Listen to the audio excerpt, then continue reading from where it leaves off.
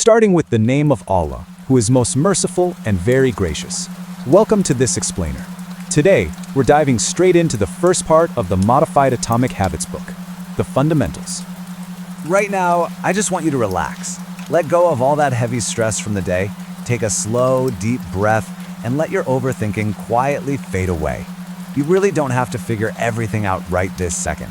Tonight, we're going to explore a gentle, simple mystery about human behavior and look at how incredibly small changes can actually transform your entire life. The baseball field.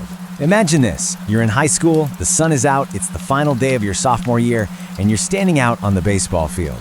Suddenly, your classmate takes a full swing, but the bat slips. It flies straight toward your face. That is exactly what happened to a young man who would later write one of the most important books about human behavior. The bat crashed into his nose, crushing it into a twisted shape. His brain literally slammed against the inside of his skull. He was left with a broken nose, multiple skull fractures, and 2 totally shattered eye sockets. When he finally opened his eyes, he just saw blood all over his clothes. His teacher helped him walk to the nurse's office, not realizing that every single minute mattered at that point. When the nurse asked him what year it was, he said 1998. Well, it was actually 2002. When she asked who the president was, he said Bill Clinton. It was George W. Bush. And when she asked for his own mother's name, he couldn't remember it. He collapsed. The ambulance came, he stopped breathing, and he was put into a medically induced coma. His parents, who had actually gone through this exact same hospital 10 years earlier when their daughter had cancer, were told to prepare for the absolute worst. But he survived. The road back, though, was incredibly long. When he finally returned to baseball a year later, he was the only junior cut from the varsity team. He sat in his car, flipping through the radio, just desperately looking for a song that would make him feel better. He felt humiliated, broken, like a total failure. Now, you might think that's the end of the story, right? Just a tragic story about someone who lost everything. But that's not what happened. Here is what actually happened. When he went to college, he started making tiny changes. He went to bed early each night. He kept his dorm room neat and tidy. He started lifting weights a few times a week. Nothing dramatic, nothing earth-shattering, just small, simple daily habits. And then, something remarkable happened. His sleep habits, study habits, and training habits all began to pay off.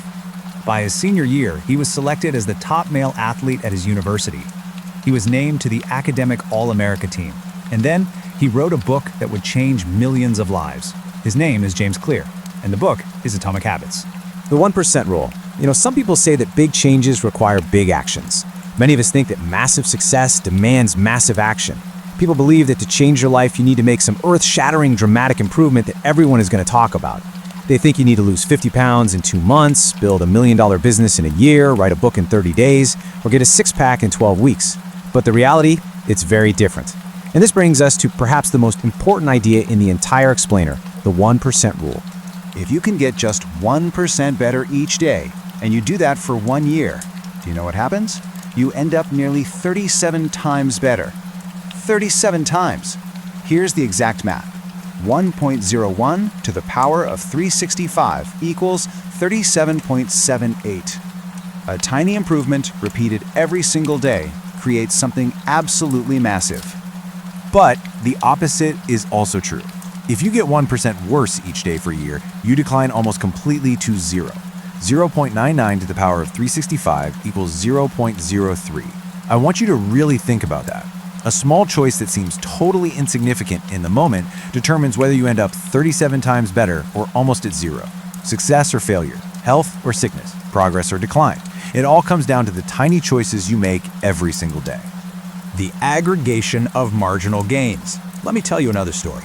Back in 2003, the British cycling team was, well, how can I put this nicely? They were terrible. In 110 years, no British cyclist had ever won the Tour de France.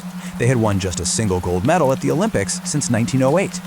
They were so bad that one of the top bike manufacturers in Europe actually refused to sell them bikes because they were afraid it would hurt their brand.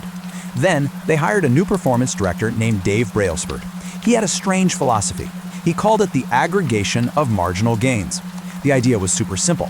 Find a tiny margin of improvement in everything you do and then put them all together. So, what did he do? He made the bike seats more comfortable, he rubbed alcohol on the tires for better grip, he literally hired a surgeon to teach the riders how to properly wash their hands to avoid catching colds.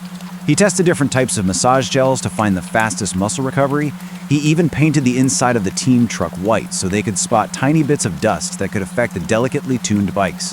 100 small changes. Each one seemed completely insignificant on its own, but together they rapidly added up.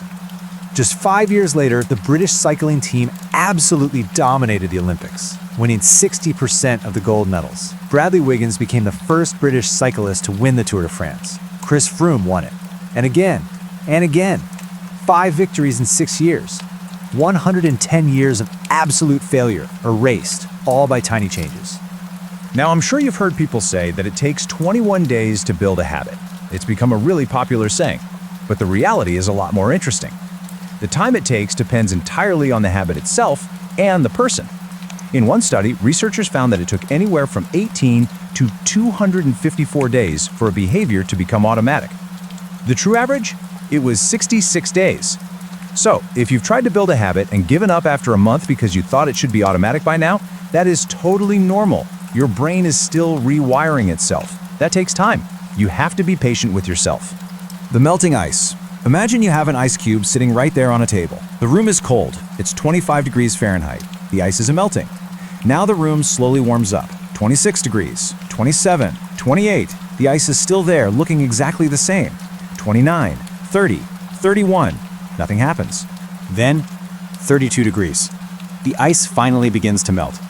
A 1 degree shift, seemingly no different from all the temperature increases before it, unlocked a huge change. This is what progress really looks like. Most of the time, you work and nothing seems to happen. You're in what the book calls the valley of disappointment. Your efforts feel totally wasted. You wonder if you're doing something wrong. But the work isn't wasted at all. It's being stored. It's building up. The ice is slowly heating up, even though you can't see it melting yet. Then, one day, boom, you cross the invisible threshold. Everything changes at once. People call it an overnight success, but you know better. You know it was all the work you did when absolutely no one was watching. This is exactly why patience is perhaps one of the most powerful qualities a person can possess. Not the weak patience of just giving up. Not the patience of someone who quietly accepts failure, but the patient, intelligent persistence of someone who knows that the water is still heating up, even when the ice looks exactly the same. Systems over goals. Here's something that might surprise you. The book argues that goals are actually overrated. In fact, it says you should forget about setting goals entirely and focus strictly on your systems instead. A goal is just the result you want to achieve. A system is the daily process that leads to those results. If you're a coach, your goal might be to win a championship, but your system is how you recruit players, run your practices, and manage your team. If you're a student, your goal might be to get straight A's. Your system is how you study, how you take notes, and how you review the material. The real problem with goals is that they're just a momentary thing. If you achieve your goal, you might just stop working. Think about it. Many runners stop training the very day after they cross the finish line. Many people lose weight and then gain it all back because they went right back to their old eating habits once the goal was hit. Goals also restrict happiness. You keep telling yourself, I'll be happy when I achieve this goal. So you effectively put your happiness on hold. The moment you reach the goal, you might feel a brief burst of satisfaction, but then you just set a new goal and the waiting starts all over again. But systems are forever. A system allows you to be happy every single day because you're enjoying the process itself. A system isn't about a single accomplishment. It's about continuous improvement. It's about playing the game forever. The book puts it beautifully, and I want to read this exactly as it is. You do not rise to the level of your goals. You fall to the level of your systems. 3 layers of change. Now, let's talk about how change really works. Imagine an onion. It has layers, right? Well, change works the exact same way. There are 3 layers of behavior change. Layer 1, changing your outcomes. This is about changing your results. Losing weight, publishing a book, winning a championship. Most goals exist at this level. Layer 2, changing your processes. This is about changing your habits and systems. Going to the gym regularly, decluttering your desk, developing a daily meditation practice. Layer 3, changing your identity. This is the deepest layer. It's about changing your beliefs, your worldview, how you ultimately see yourself. Most people start with that first layer. They try to change their outcomes. But the most effective way to change your habits is to start right at the deepest layer, your identity. Some people say that behavior is just about what you do. If you just take the right actions, everything will fall into place. But the reality is so much deeper than that. Your behaviors are usually a reflection of your identity. What you do is an indication of who you believe you are. either consciously or completely without realizing it. Think about two people who are offered a cigarette. The first person says, "No thanks, I'm trying to quit." The second person says, "No thanks, I'm not a smoker." That tiny difference in language signals a massive difference in identity. The first person still believes they're a smoker who's just trying to be something else. The second person has completely changed their self-image. Smoking was part of their old identity, not their new one. There's a great story of a man named Brian Clark. He chewed his fingernails his entire life. He tried to stop with pure willpower, but nothing worked. Then one day, his wife scheduled him for his first ever manicure. He thought to himself, well, if I start paying to maintain my nails, I won't chew them. And it worked, but not for the reason you might think. The manicure made his fingers look really nice for the first time. He actually felt proud of his fingernails. He began to identify as someone who takes care of himself. He developed a completely new relationship with himself, and he never chewed his nails again. The ultimate form of motivation is when a habit becomes part of your identity. It's one thing to say, I'm the type of person who wants this. It's something much, much more powerful to say, I'm the type of person who is this. So how do you actually go about changing your identity? Here is the exact process. Step 1. Decide the type of person you want to be. Don't think about what you want to achieve. Instead, ask yourself, who is the type of person who could get the outcome I want? For example, instead of saying, I want to write a book, ask yourself, who is the type of person who writes a book? It's probably someone who is consistent and reliable. So your new identity becomes, I'm the type of person who is consistent and reliable. Step 2. Prove it to yourself with small wins. Every action you take is a vote for the type of person you want to become. No single instance will transform your beliefs. But as the votes build up, so does the evidence of your new identity.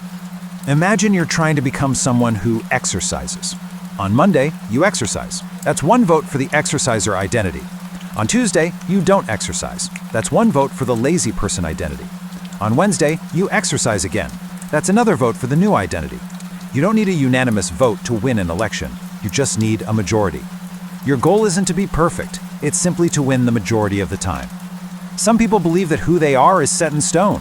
They say things like, I'm just not a morning person, or I'm terrible with directions, or I'm not good with technology. But the reality is much more hopeful. Your identity is not fixed. It emerges right out of your habits. Every belief you have about yourself is learned and conditioned through experience. You weren't born believing I'm lazy or I'm unlucky. Those beliefs were built through repeated patterns over time, and you can build new beliefs the exact same way. You have a choice in every single moment. You can choose the identity you want to reinforce today with the habits you choose today. This is the real reason habits matter. They're not just about having something. They're about becoming someone. Ultimately, habits matter because they help you become the exact type of person you wish to be. They are the channel through which you develop your deepest beliefs about yourself. So, what single habit will you cast a vote for today? Quite literally, you become your habits. Rest now and let these ideas settle into your mind.